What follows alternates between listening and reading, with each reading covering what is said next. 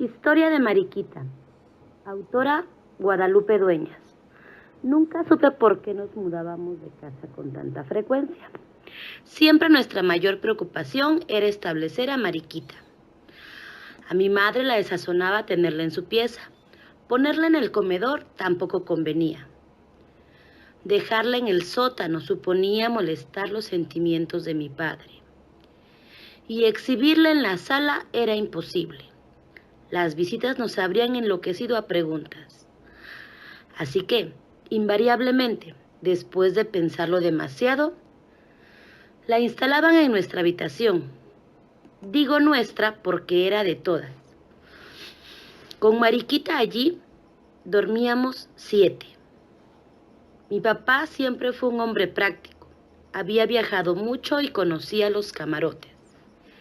En ello se inspiró para idear aquel sistema de literas que economizaba espacio y facilitaba que cada una durmiera en su cama. Como explico, lo importante era descubrir el lugar de Mariquita. En ocasiones quedaba debajo de una cama, otras en un rincón estratégico, pero la mayoría de las veces la localizábamos arriba del ropero. Esta situación solo nos interesaba a las dos mayores. Las demás, aún pequeñas, no se preocupaban. Para mí, disfrutar de su compañía me pareció muy divertido, pero mi hermana Carmelita vivió bajo el terror de esta existencia. Nunca entró sola a la pieza y estoy segura de que fue Mariquita quien la sostuvo tan amarilla, pues, aunque solamente la vio una ocasión, asegura que la perseguía por toda la casa.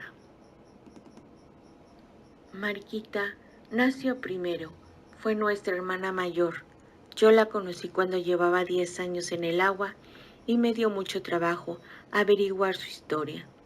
Su pasado es corto y muy triste. Llegó una mañana con el pulso trémulo y antes de tiempo. Como nadie la esperaba, la cuna estaba fría y hubo que calentarla con botellas calientes. Trajeron mantas y cuidaron que la pieza estuviera bien cerrada.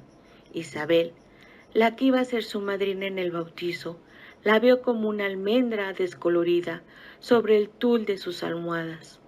La sintió tan desvalida en aquel cañón de vidrios que solo por ternura se le escondió en los brazos. Le pronosticó rizos rubios y ojos más azules que la flor del heliotropo. Pero la niña era tan sensible y delicada que empezó a morir. Dicen que mi padre la bautizó rápidamente y que estuvo horas enteras frente a su conita sin aceptar su muerte. Nadie pudo convencerlo de que debía enterrarla. Llevó su empeño insensato hasta esconderla en aquel pomo de chiles que yo descubrí un día en el ropero, el cual estaba protegido por un envase carmesí de forma extraña que el más indiferente se sentía obligado a preguntar de qué se trataba. Recuerdo que por lo menos una vez al año papá reponía el líquido del pomo con nueva sustancia de su química exclusiva. Imagino sería aguardiente con sosa cáustica. Este trabajo lo efectuaba emocionado y quizá con el pensamiento de lo bien que estaríamos sus otras hijas en silenciosos frascos de cristal, fuera de tantos peligros como auguraba que encontraríamos en el mundo. Claro está que el secreto lo guardábamos en familia. Fueron muy raras las personas que llegaron a descubrirlo y ninguna de estas perduró nuestra amistad. Al principio se llenaban de estupor, luego se movían llenas de recelo. Por último, desertaban haciendo comentarios poco agradables acerca de nuestras costumbres. La exclusión fue total cuando una de mis tías contó que mi papá tenía guardado en un estuche de seda el ombligo de una de sus hijas. Era cierto, ahora yo lo conservo. Es pequeño como un caballito de mar y no lo tiro porque a lo mejor me pertenece. Pasó el tiempo, crecimos todas. Mis padres ya no estaban entre nosotras, pero seguíamos cambiándonos de casa y empezó a agravarse el problema de la situación de Mariquita. Alquilamos un señorial caserón en ruinas. Las grietas anunciaban la demolición. Para tapar las bocas que hacían gestos en los cuartos, distribuimos pinturas y cuadros sin interesarnos las conveniencias estéticas. Cuando la rajadura era larga, como un túnel, la cubríamos con algún gobelino en donde las garzas, que nadaban en punto de cruz añil, hubieran podido excursionar por el hondo agujero. Si la grieta era como una cueva, le sobreponíamos un plato fino, un listón o dibujo de flores. Hubo problema con el socavón inferior de la sala.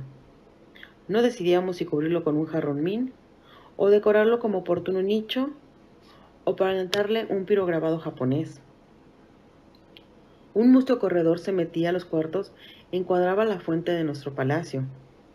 Con justo delirio de grandeza, dimos una mano de polvo mármol al desahuciado cemento de la pila, que no quedó ni de pórfido ni de jaspe, sino de ruin y altisonante barro.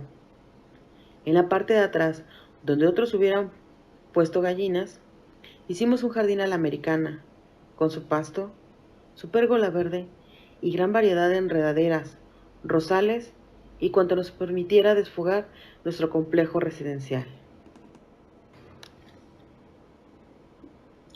La casa se veía muy alegre, pero así todo había duendes. En los excepcionales minutos de silencio ocurrían derrumbes innecesarios, sorprendentes bailoteos de candiles y paredes, o inocentes quebraderos de trastos y cristales. Las primeras veces revisábamos minuciosamente los cuartos.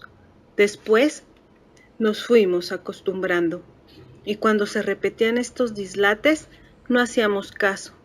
Las sirvientas inventaron que la culpable era la niña que escondíamos en el ropero, que en las noches su fantasma recorría el vecindario.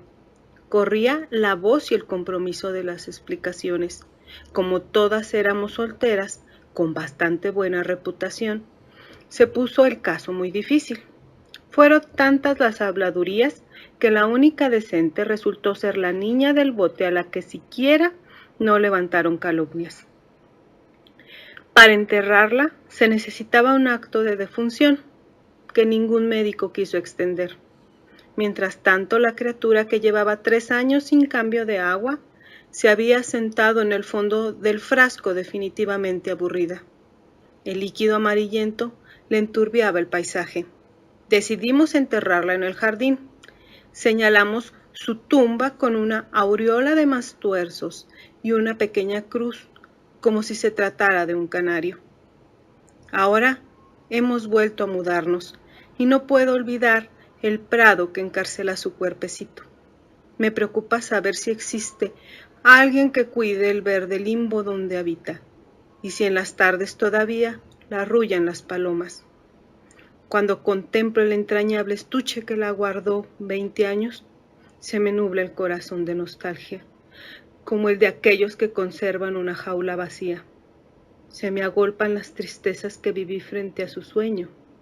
Reconstruyo mi soledad y descubro que esta niña ligó mi infancia a su muda compañía.